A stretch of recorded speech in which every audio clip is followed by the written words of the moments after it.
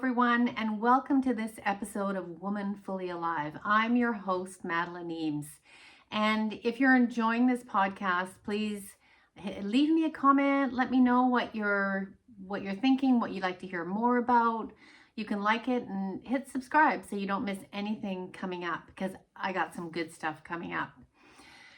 And so I'm still coming to you from the south of France, and kind of fiddled around looking for the best place to be able to record this for you. And this is the best place I could find right here. So what I want to talk to you about today is something that I have been practicing, experimenting with, doing a lot of healing work with women, with my own nervous system, and it involves the prey-predator energy of our nervous system cycle.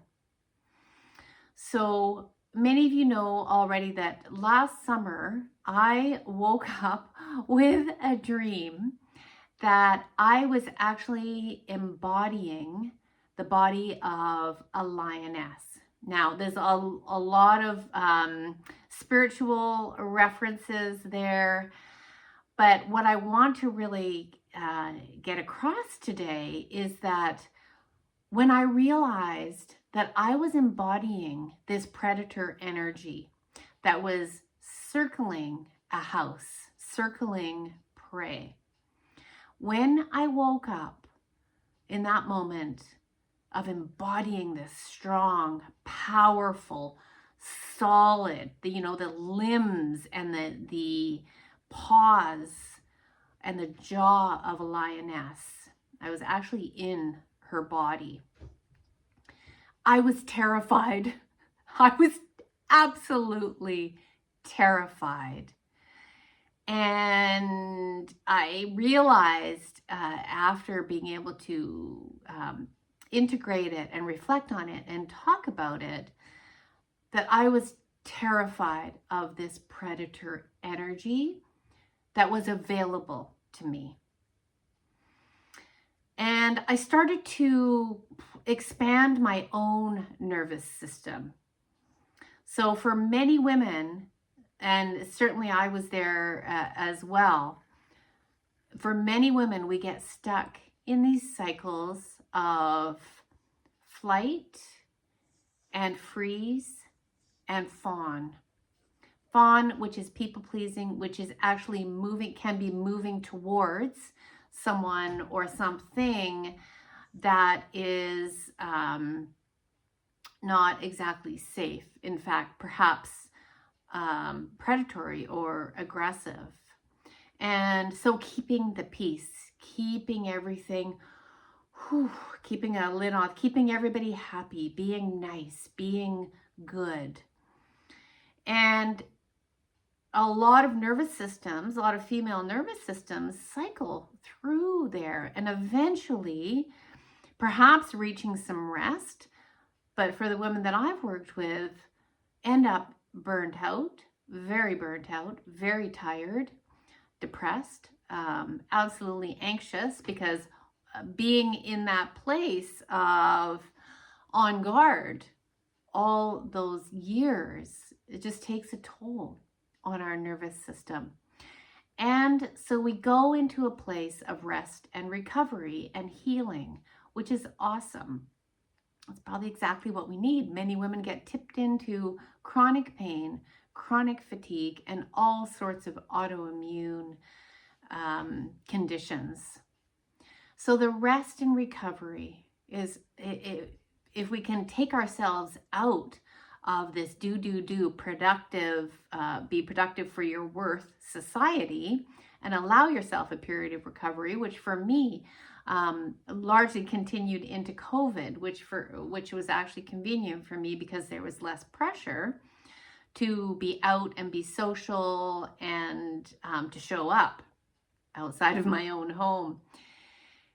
And so after that healing, after that self-care, that self-nurturing, that recovering and largely restoring energy, in our body that has been leaking out for decades, we then come to a place where we want to move forward, where women want to have, and they've got some energy now, and they're wondering how they should actually reintroduce themselves into society. And if you are in a place where you do have, well, we always have some choice, some more than others. But if you don't have to rush back into a job, or maybe you do, but you want to be able to show up differently in a way that is aligned with who you are now, with your nervous system, to prevent those cycles of burnout and depression and illness to come again, to repeat themselves. Or we want to move into our lives in a different way now. We want a new chapter. And a large part of what I do with the women I work with at Midlife, they're ready for a new chapter. They're ready for something new that might not even resemble the old. So here's where we come into completing the cycle of our nervous system. So we all have the capacity to inhabit every part of our nervous system cycle. However, we have largely been conditioned into one part of it. One part that's loving or motherly, good, maybe happy, helpful, caring, and we've maybe moved into a caring role as a caregiver. And that incorporates the flight, freeze, fawn, and it's not all there, but those are the fear-based parts of this cycle. But as we start to move out of that, and if you watch an animal in the wild who has been chased, who has been in high nervous system activation and alert, and they go into the freeze response or the flop, the collapse, they actually become anesthetized or numbed to the predator that's chasing, or perhaps impending pain or being killed. So our nervous systems have this magnificent way of being able to protect ourselves if we're on high alert and under threat. Now, if the predator is not that interested in a prey that looks like they're dead, or gets distracted by something else and moves off in a different direction, what happens to the prey is it starts to unfreeze in small ways, in wiggling their ears, in moving their eyes, and starting to gain some small movements, and then being able to stand up and gain more large muscle movements. And then they go into a period of shaking, and shaking out all that adrenaline and cortisol that was running their nervous system and then froze, was still running, but now it needs to be discharged through movement. And they will shake until they are done, and then they move on in their lives, and they move on in their bodies, and their physiology is back to its natural state. Now, for humans, we have largely missed out that discharge phase of shaking. And if we can allow ourselves time as we start to move again, is to notice any of that charge that's still left and give ourselves time to shake it off. Now, when we move into a place of activation, we start to move forward. We start to move towards. And sometimes our mind comes in and stops us, like, oh, I shouldn't do that, or I shouldn't say that, or I really shouldn't feel that way. Those all short circuit our natural cycles. Now, this doesn't mean that we want to go out and destroy things or get angry at people that we feel angry at. But far from that. But we allow ourselves to move beyond the rules and the conditioning that got us burnt out in the first place. So stay with me here, because now we're moving into a place in our nervous system, and I'm going to use the term the activation of predator energy. So when we take what we call the fight, flight, freeze, the fight energy, it doesn't necessarily mean that we're fighting, or that we're fighting off a predator, or we're fighting off a threat, or that we're even in fear. But we can start to move towards, maybe with our voice, being more assertive. That's an activation. Maybe with our body, moving in a way that feels alive and more powerful. Or starting to move towards something we desire with a healthy aggression. And from there, moving to a place, and sometimes we can find this along the continuum of the energy of anger. Maybe there's something that you really get fired up about. Something's happening in the world. There's a lot of things happening in the world that are more than heartbreaking, that we'd like to do something about. So we want to talk about it. We want to move towards a solution, something that is very dear to your heart. And it comes from a place of healthy entitlement. The belief that mothers should be entitled to bring up their children in a safe environment. That's a really healthy entitlement. And you move with this healthy aggression towards it. And I liken it to becoming the predator of your own aliveness. Now, it would be my dream for as many women as possible to not be as terrified of this part of the nervous system cycle as I was. And now I largely do follow what lights me up. I largely do talk about what is meaningful to me. And that type of energy moves me to make a podcast, moves me to make videos.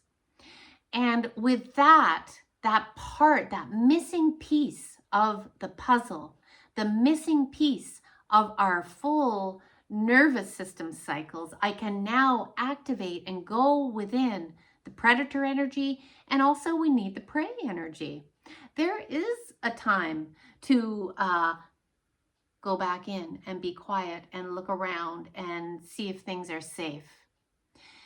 And to be able to expand enough to be able to inhabit all parts of our nervous system cycle is what it means to feel fully alive, to have access to anger when you need it, to be able to feel fear and sadness, to notice when you start to retract and feel ashamed, and you can ask yourself with your thoughts, is this old or is this actually appropriate in this moment? And it allows us so much more flexibility, adaptability, agility, emotional agility, and diversity. And what I mean by diversity is that we can access a wide range of movement and emotion. Now, when I teach emotional diversity, which is something I get really activated about because I feel also like our nervous systems have stayed in a very, very tight, small corner of what's possible emotionally. And when we liken it to biodiversity, and ecosystems in the world, we know that when a large number of diverse plant species inhabit an environment, landscape, it becomes a very robust, life-giving landscape. And we know that from the microbiome, from within our own bodies, in our own gut, when we are eating and introducing and digesting a diverse range of foods and colors and textures, that's probably the best advice that I'm hearing ever for a healthy diet. We know that we then have a healthy microbiome, a healthy gut, which obviously determines so many more things about our body. So this nervous system, prey, predator cycles that we move through, and there's many subtleties and nuances and intricacies around that. When we're actually able to inhabit with it and embrace it as part of our birthright, to be the predator in our lives, to move towards maybe something new, maybe it's a new track, a new trail, a new pathway, a new journey that nobody else has trodden before. It takes some of that sniffing around, looking around, tracking predator energy. So I want you to know that this cycle has been life-changing for me, someone who is largely trained, like many women in our society, to be good, to be nice and follow the correct way of looking, feeling, thinking, behaving. The predator part is a game changer. And when we can track our predator part and bring it on board when we need it, we can start to track our true self, our true, full, alive self. So if you're someone who has been very well trained to be a good girl, to be a good mother, to be nice, to behave, and you're also feeling tired, you are fatigued, you are resentful, you're angry, maybe you're very sad, maybe you're lethargic, or just feeling dull and bored about life, I invite you into one of my next courses, which is called Track Your Wild Self.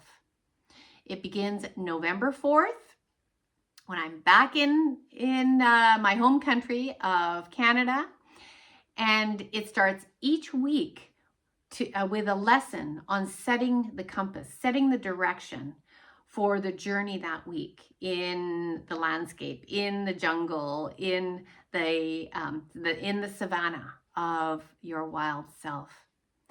And then each day that week, for 5 days, I'll be showing up in your inbox, giving you subtle clues and keys to tracking your own aliveness. I don't believe that our healing at this point needs to be complex, and I believe we've made it far more complicated than it needs to be. When you start tracking yourself and seeing where you fall into prey that's not necessary, and activating that predator energy, healing becomes possible in its truest sense. So if you're interested in returning, remembering your wild nature and tracking your true self, then I'll leave the link below, and I hope you'll join me on November 4th. So I hope this video has been helpful for you, and I hope that it might explain from a biological perspective what may be available to you in the full cycle of your nervous system energy, and that turns into the experience of your life. All right, everyone, take care. I wish you all well, and I will see you in the next episode of Woman Fully Alive.